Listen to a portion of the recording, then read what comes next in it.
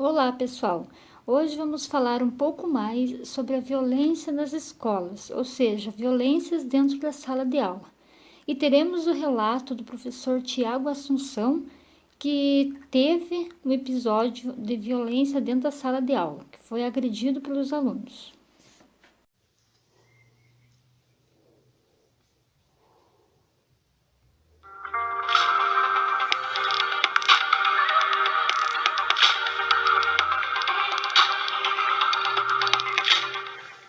Olá, esse é o Conexão. O último levantamento da Organização para a Cooperação e Desenvolvimento Econômico sobre ambiente escolar colocou o Brasil no topo do ranking da violência. Pelo menos 12,5% dos professores e funcionários já teriam sofrido algum tipo de ofensa moral ou intimidação, de acordo com a pesquisa da OCDE. São situações como a que viveu recentemente o professor Tiago Conceição numa escola municipal de Rio das Ostras, no estado do Rio de Janeiro. As imagens impressionaram o país inteiro e evidenciaram que é preciso construir uma cultura de paz nas nossas escolas. Sobre isso eu converso agora com o professor Tiago Conceição, o psicopedagogo e consultor educacional Júlio Furtado e a professora de ciências Luziana de Aquino da Silva. Muito obrigado pela participação dos três aqui no Conexão. Professor Tiago, as imagens, como eu disse, impressionaram o país. Elas dão conta assim, de uma total falta de respeito dentro da sala de aula pela figura do professor, pelo ambiente escolar. Foi a primeira vez que isso aconteceu? Não foi a primeira vez, já havia acontecendo, mas de forma não tão daquele jeito que ocorreu no último dia 18, mas já havia constante agressão, mas sim agressão verbal. Nunca tinha acontecido agressão física, mas eram muitos insultos e falta de respeito deles para comigo e entre eles. Quer dizer, aquele era um dia normal, você estava aplicando uma prova ali na sala, e aí as brincadeiras, né? Se é que a gente pode chamar aquilo de brincadeira, começaram daquela maneira, e em que momento você percebeu que parecia que a coisa estava fugindo ao controle ali? Então, como o senhor falou, era uma aplicação de uma prova e eu conversei com eles, porque todas as minhas aulas eu começo com um diálogo. Eu faço uma introdução, pergunto como que eles estão, como foi o dia, como foi a noite, e depois eu inicio a minha aula. Eu apliquei aquela atividade para aqueles alunos, né, com o objetivo, né, que alguns tinham faltado uma das atividades. Eu falei, então vou dar uma atividade para suprir a nota. Mas só que alguns alunos se recusaram a fazer. E começou aquela situação muito difícil, aquele episódio de terror que até eu não entendo o que aconteceu naquele dia, porque eu nunca tinha passado, já tinha sido desrespeitado umas atitudes, e eu me vi em uma situação que eu nunca tinha vivido nesses 10 anos de magistério. Júlio, aquele vídeo ele resume um pouco do que a gente tem visto aí ao longo dos anos, dos últimos anos especialmente. São ameaças, bullying, ofensa, injúria racial. Acontece todo tipo de agressão dentro da sala de aula, né? Infelizmente, em algumas salas de aula a gente percebe que essa reprodução dessa violência ela é bastante frequente. Eu acho que a gente precisa, num primeiro momento, tentar focar bastante de que violência que a gente está falando, né? Ou seja, porque existem basicamente três tipos de violência que não podem deixar de ser analisadas para que a gente não incorra no engano, né, de estar tentando fazer uma abordagem em função de outras causas. Mas, por exemplo, existe a violência social que invade a escola, né, ou seja, quando a bala pega um aluno no pátio, quando um arrastão acontece dentro da escola, quando um bandido vai se esconder dentro da escola, que a gente tem visto por aí, né, ou seja, ela está invadindo a escola. Existe a segunda violência escolar, que é o reflexo da violência da sociedade dentro da escola. Estamos vivendo uma sociedade com intolerância, uma sociedade onde está todo mundo querendo, né, resolver a coisa na base do tapa, etc. e tal. Então, não é diferente dentro da escola, ou seja, os alunos estão querendo resolver na base do tapa, ou seja, está todo mundo se inflamando com muita facilidade. E um terceiro tipo de violência, que é uma violência intrínseca da escola, né, que é uma violência que eu diria que é gerada dentro da própria escola, e que a escola precisa entender que ela também é real. Né? Ou seja, por exemplo, no caso do professor Tiago, eu imagino que esse estado de coisas não tenha começado numa semana, nem de uma hora para outra. Ou seja, há quanto tempo o comportamento dos alunos de algumas turmas, não somente das suas, já estava sinalizando, né, para uma possibilidade de ocorrência disso. A Luziana deu aula lá, né? Eu dei aula há um tempo atrás e percebe também que há um tempo o processo atrás, vinha se mesmo no complicando. CIEP, já havia essa questão da indisciplina dos alunos, que eu ainda não acho que não era uma violência assim como foi o que aconteceu com o Tiago, mas já existia uma indisciplina, uma falta de controle em termos de sala de aula, dos alunos estarem lá dentro de sala, participarem das atividades. A gente já tinha isso há uns 9 anos atrás, nesse mesmo CIEP. Agora, na sua avaliação, por que isso tem acontecido? Por que as coisas têm se desenrolado de uma maneira tão dramática como essa que a gente viu?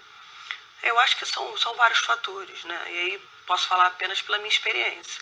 Eu acho que a quantidade de alunos que a gente tem dentro de sala de aula, eu acho que a forma como a gente tem o aula, e eu acho que até a violência que talvez muitos alunos convivam fora da escola e acabam trazendo para a escola também. Reproduzindo essa violência dentro do espaço escolar. Isso, dentro do espaço da escola. Eu acho que isso tudo contribui. A gente viu agora há pouco um trecho desse vídeo que impressionou o país, em que o professor Tiago está tentando dar aula e um aluno, não um aluno, mais de um aluno, começa a ter esse comportamento inadequado dentro da sala de aula. Mas à medida que a gente foi pesquisando para fazer o programa, a gente viu que esse é um quadro que tem realmente se desenvolvido ao longo do tempo. A gente está vendo agora o vídeo, a imagem que ele joga esse objeto em direção ao quadro, poderia certamente ter te acertado, né, Tiago? Sim, mas o objetivo era me acertar. Porque ele arremessou 2 vezes. E nós entendemos que não era o quadro que ele queria acertar, e sim a mim. Da mesma forma como um aluno derruba uma cadeira. Muitas das vezes ele não é simplesmente um objeto. É alguma forma de até mesmo ferir o profissional. E uma das coisas que eu sempre falo, converso com eles dessa forma, de que todos nós professores, nós dedicamos os nossos finais de semana preparando aula porque nós acreditamos neles, nós acreditamos que a educação, ela consegue transformar um aluno, independente do contexto que ele esteja vivendo. Você disse que a intenção era te acertar. Felizmente você não foi atingido, mas isso não diminuiu a agressão que aconteceu ali. A gente também tem outras notícias que a gente foi colhendo na internet que mostram situações em que os professores de fato foram agredidos. Aí uma manchete do G1 dizendo que o Brasil é o número 1 no ranking de violência contra professores. Cito o exemplo de uma professora de Santa Catarina que foi agredida efetivamente. A gente tem outros casos, esse caso aconteceu em agosto do ano passado. A gente tem outro caso também em São Paulo, de um professor que levou um soco de um aluno, outro caso também absurdo. Se a gente segue a nossa pesquisa, a gente vai encontrar outras situações também. Aí uma outra professora agredida dentro de sala de aula. Você não sofreu essa violência física ali naquela situação, mas houve uma ofensa também a você ali, né? Eu sofri a física porque a pochete que quase pegou em mim, eu fui empurrado. Tem a parte do vídeo que mostra eu sendo empurrado. Então, fazendo uma correção, você chegou a ser de fato agredido. Eu acho que a gente não pode esquecer que o professor, em todos esses casos que você aponta como violência extrema na escola, o professor acaba sendo, e eu pude acompanhar pelo menos os que ganharam maior destaque na mídia, ele acaba sendo, nessas situações, a gente observa, com raríssimas exceções, que existiam algumas evidências e o professor ele estava sendo aquele herói solitário. Deixa eu ver o que eu posso fazer nas minhas aulas, deixa eu ver por quê. Porque o apoio estrutural que a escola precisa oferecer, ela infelizmente não estava oferecendo. Há muito tempo que um profissional chamado orientador educacional sumiu de dentro das escolas. Raríssimos são os sistemas de ensino que mantêm, não estou dizendo que o orientador educacional salvaria todas as situações, não. Mas numa situação como essa, qual seria a abordagem dele? Não, a abordagem dele, talvez, uma vez que a situação aconteceu, seria, de alguma certa forma, dar tratamento à situação. Mas ele já teria agido muito antes disso acontecer. Né? Ou seja, tentando entender que tipo de coisa vinha acontecendo ali potencialmente junto aos alunos, o que vinha acontecendo de possibilidade de integração. situação de brigas entre gangues dentro da escola, de contato com esses pais, com essas famílias. Porque o que a gente observa é que a violência na escola, ela chega a essas vias de fato e ela, na maioria dos casos, está acompanhada de um abandono do professor. Eu acho que o professor acaba, nesse sentido, solitário dentro da escola. O próprio professor Tiago narra que pediu ajuda à estrutura de apoio da escola. Pois é, professor, como é que a situação chegou a esse ponto? Você chegou a pedir ajuda para a escola? Teve outras situações em que essas ofensas aconteceram? Meio que cada um por si. A gente pede ajuda, a gente solicita, mas às vezes a ajuda não vem de acordo com deveria ser, conforme o doutor acabou de falar, que se a escola mesmo tivesse até mesmo uma proposta pedagógica, né, eu acho que não chegaria a esse ponto, porque aquela situação não começou, não foi somente no dia 18. Exato. Já vinha acontecendo.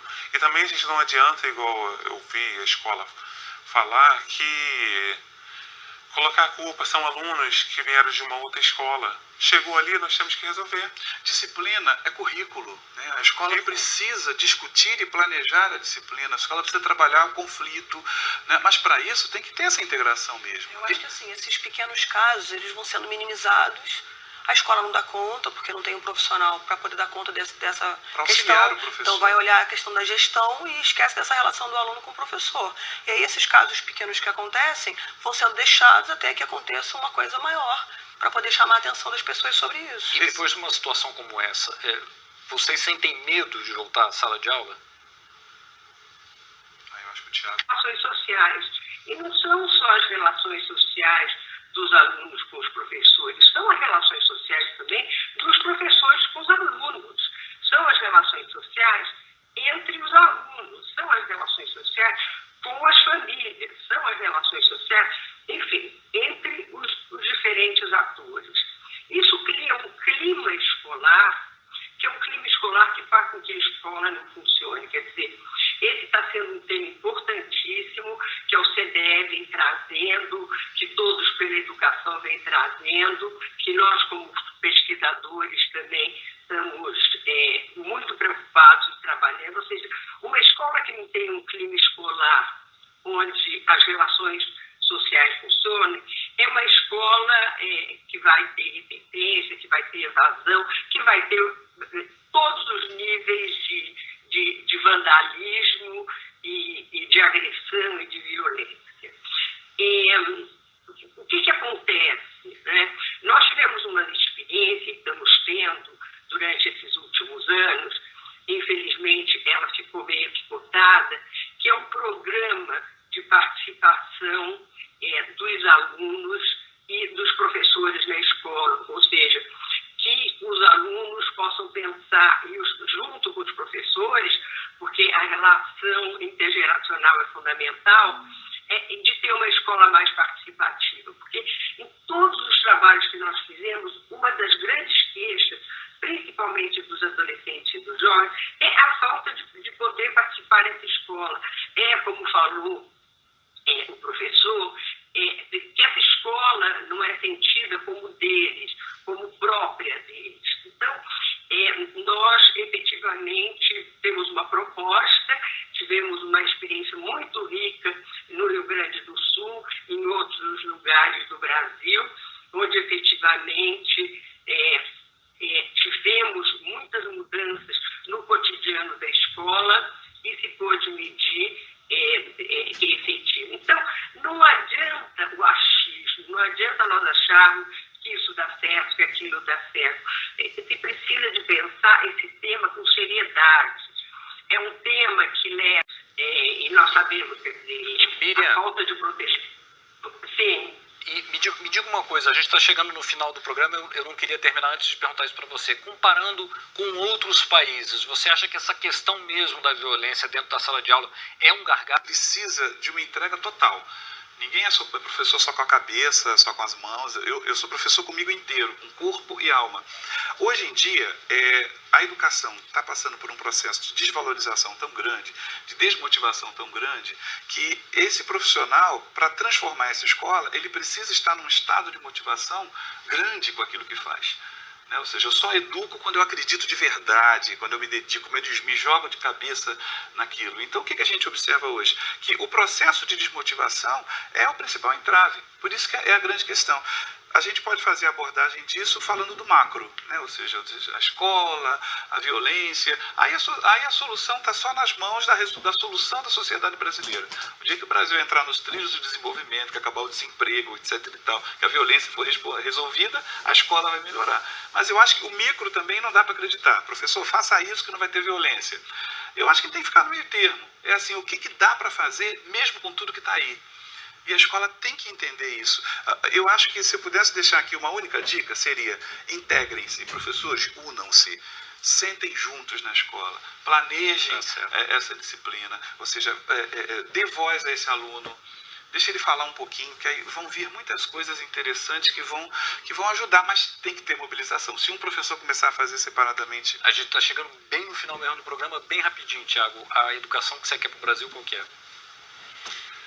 Educação onde que tenham todos essa questão do coletivo, onde que os pais possam participar, onde os professores possam ter voz, onde que seja algo transformador, que o aluno, que a população abrace.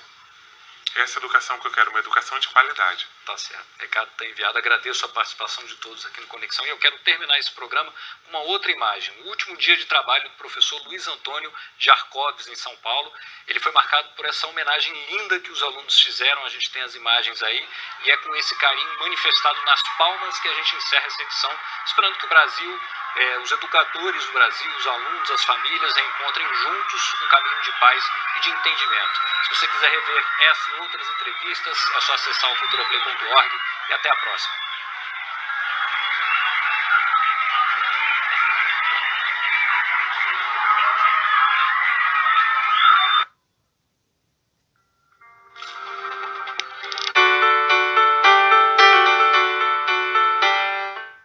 A gente também vê nas escolas que as intervenções elas se limitam ao dano na vítima e não no sentido de uma intervenção que, quando ocorre em cadeia, ela afeta todos nós e não só afeta... Eu vi um exemplo sobre isso na escola famosa Summerhill. Um livro da Helena Singer a respeito. E ela dá o seguinte exemplo. Para quem não sabe, Summerhill é uma escola onde as pessoas, digamos, decidem em assembleia, alunos, professores e funcionários, não apenas assembleias localizadas, mas assembleias gerais, as regras, as decisões da escola. Um menino, um dia, furtou a bicicleta de um colega, era isso na primeira metade do século XX, andou e devolveu, mas enfim, pegou a bicicleta sem a permissão do seu dono. Problema, portanto, em assembleia o que decidiram? Decidiram fazer uma vaquinha para comprar uma bicicleta para aquele aluno, que, mais pobre do que o seu colega proprietário do objeto cobiçado, cobiçou, tá certo? Eu diria, uma excelente... Não que não pode furtar daqui para frente, logo você vai ganhar uma bicicleta. Seria ser muito perverso para pensar assim. Mas, sem dúvida, o fato de ele ser julgado mostrou claramente que o que ele fez não estava certo. Agora, a motivação pela qual ele o fez não é maldade, não é nada. Hoje em dia, por isso que o teu exemplo me lembrou, certamente se pensaria na vítima, ressarcir o dono da bicicleta, se tivesse alguma batida, teria que ressarcir, não pensar exatamente no coletivo. Fico imaginando, esse menino ficou muito feliz de ter uma bicicleta, nunca mais furtou bicicleta de ninguém. E o procedimento fez com que olhasse as necessidades dele. Então, a ideia é muito mais a generosidade, no sentido de dar aquilo que faltava para ele, e não da justiça até retributiva ou punitiva. Eu acrescentaria mais uma coisa, é que a escola, salvo o melhor juízo, ela corre atrás, é bombeiro. né? Quando há fogo, ela se apresenta. Então, se houve roubo, ela fala de propriedade privada, se houve violência, fala de paz, se houve mentira, fala de verdade. Enquanto que a moralidade é vacina, eu diria vacina, é para se antecipar aos fatos. Olha, me desculpe muito, se existem, como dizem, em várias escolas, bullying mais bullying, ou outros tipos de violência, é que faltou algo que se antecipasse a essa situação, notadamente uma situação que se sabe que pode acontecer. Então, mas esse antecipar não significa um regimento que proíba, né, que restringe essas ações, mas ao contrário. Quando anteriormente você estava falando em força de valores, ou seja, hierarquia de valores. Você está falando em hierarquia de valores, ou seja, eu quero muita figurinha ao celular, mas me ver como alguém que é confiável, que respeita o outro, ele é mais forte do que querer pegar. Então, hierarquia de valores, de força. Mas está falando de força, está falando da identidade.